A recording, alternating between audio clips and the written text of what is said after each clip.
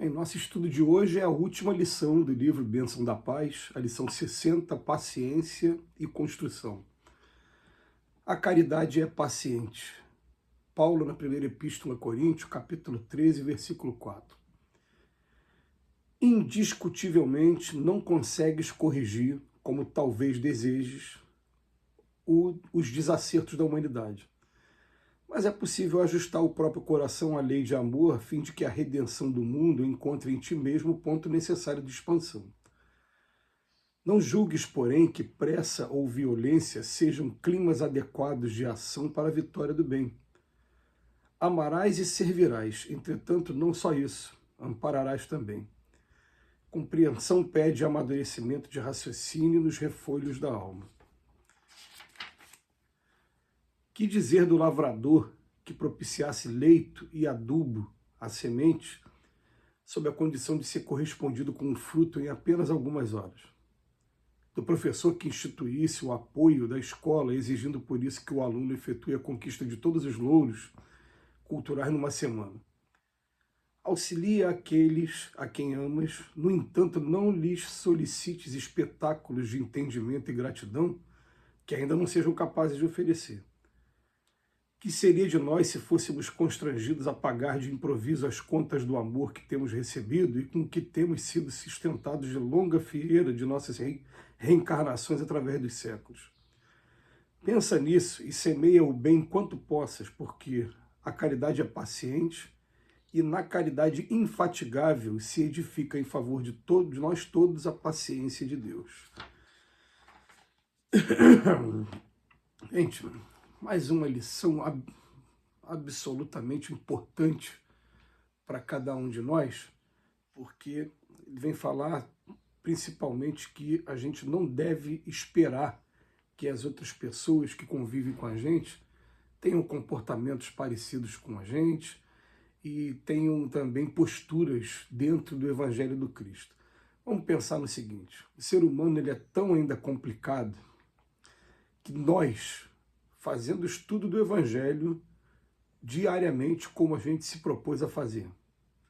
E é diariamente mesmo, porque esse texto que é lido diariamente do Emmanuel é apenas um dentre outros vários que vão aparecendo ao longo do dia, e a gente faz essa proposta mesmo. E com tudo isso, com todo esse conhecereis a verdade, e a verdade nos libertará, a gente ainda tem os instintos soltos, a gente ainda tem os nossos momentos de fraqueza, a gente tem esses momentos ainda que, de maneira flagrante, a gente age contrariamente ao Evangelho. Você imagina as pessoas que estão convivendo aqui com a gente, ao nosso redor, nossos vizinhos, nossos amigos de trabalho, nossos parentes, que não se propuseram ainda a um estudo e a esse vigiar e orar. Tenta imaginar. É claro que eles terão condutas, comportamentos de acordo com o que já conseguiram, já conquistaram de patrimônio moral. E a gente não vai ter como forçar que as coisas aconteçam de uma hora para outra, assim, não vai ter como. A gente vai ter sim que observar aquele preceito que está lá no livro do Evangelho segundo o Espiritismo, da Lei de Amor, no texto que tem como título O Dever. O dever começa onde eu devo respeitar os direitos das pessoas que estão convivendo com a gente. Termina onde eu também vou exigir respeito com relação aos meus direitos.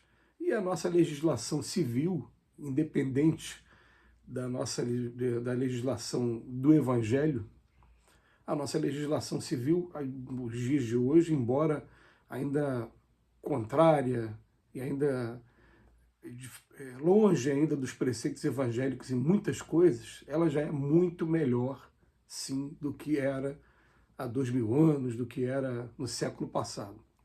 Então a gente vai ter aquele trabalho de conhecer a nossa legislação a ponto de começar a aplicar a legislação também.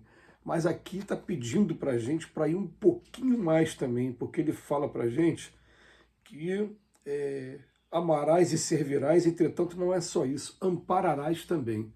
Então vem fazendo um convite para que a gente engula o orgulho e a nossa vaidade, e além disso, se a gente tiver algum vizinho, algum amigo de trabalho, algum competidor comercial, tiver alguém que ainda, além de não estar compreendendo, está se colocando naquela postura de adversário para cada um de nós, está falando, a gente também tem que arrumar um jeito de amparar. E, claro, mais uma vez, amparar, você vai poder amparar através de orações, através de palavras, através de atitudes. Aí vai depender do alcance de cada um e da capacidade de cada um também. Mas o amparo, ele é um convite assim, muito sério para cada um de nós, para a gente começar a pensar também. Aonde a gente teve a oportunidade de ajudar. Um parágrafo antes ele fala assim, ó, não julgues, porém, que pressa ou violência seja um clima adequado para a ação da vitória do bem, não. Nem pressa e nem violência. É simplesmente respeitar o momento em que a pessoa está vivendo. E quando chega no final, então, no último parágrafo, aí que o Emmanuel ele puxa a nossa orelha de maneira assim tão grave. Ele vem falando para a gente, já pensaram se a gente fosse constrangido a pagar de improviso as contas de tudo que a gente tem recebido através de todas essas experiências que a gente tem tido aqui na carne, aqui na matéria, né? Tudo de uma hora para outra. E na verdade não é, na verdade o Pai está respeitando cada etapa nossa, está respeitando o nosso livre-arbítrio. E dentro do nosso livre-arbítrio está propondo para a gente o tempo todo terapias e novas experiências em contato com o ser humano, em contato com essas provas coletivas que a gente está vivendo, como a gente passou por a pandemia, como a gente está passando por crises morais, como a gente está passando ainda por guerra na Europa. E, enfim, a gente está passando por momentos em que, na verdade, estão sendo cenários que são colocados para a gente. E, mais uma vez, a gente lembra aí do nosso querido poeta, quando ele fala, luz, eu quero luz. Eu sei que além das cortinas, são palcos azuis com infinitas cortinas atrás.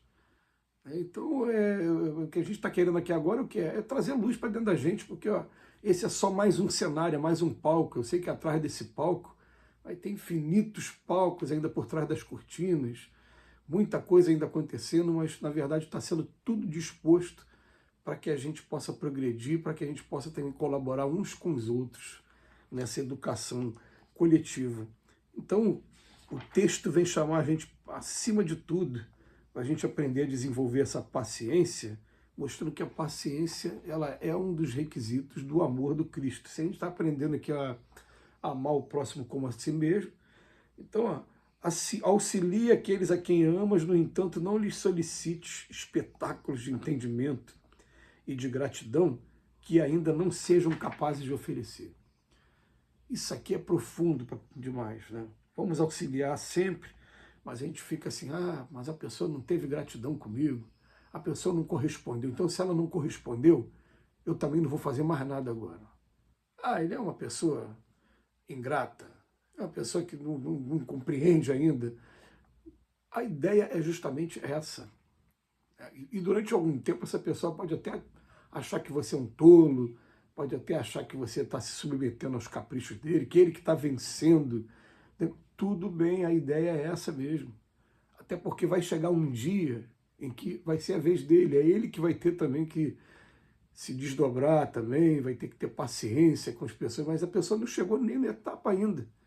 E você quer exigir dela louros de quem já conseguiu conquistar a linha de chegada? Então, é uma coisa para a gente meditar bastante e a gente começar a pensar assim, como é que eu estou agindo quando eu saio da minha zona de conforto. Porque enquanto eu estou na minha zona de conforto é fácil. Enquanto eu estou nesses momentos em que eu estou recolhido aqui dentro do meu escritório fazendo esse estudo, então, é fácil. Agora, quando eu vou para a rua, quando eu vou para as relações mesmo, quando eu vou para o contato com o ser humano, é que esses desafios aparecem e esses desafios vão testar a gente mesmo, vão provar a gente mesmo, para a gente estar desenvolvendo essa coisa chamada paciência. Vamos lembrar assim, que aqueles que são os missionários verdadeiros que estiveram aqui na Terra deram provas e mais provas de paciência, como não precisa ir muito longe. Apenas o Chico Xavier, que eu estou vendo aqui na imagem atrás de mim, a paciência que ele mostrou nos primeiros anos da infância, da adolescência, é um missionário. A gente está sendo preparado para isso também um dia. Que Jesus nos abençoe hoje e sempre.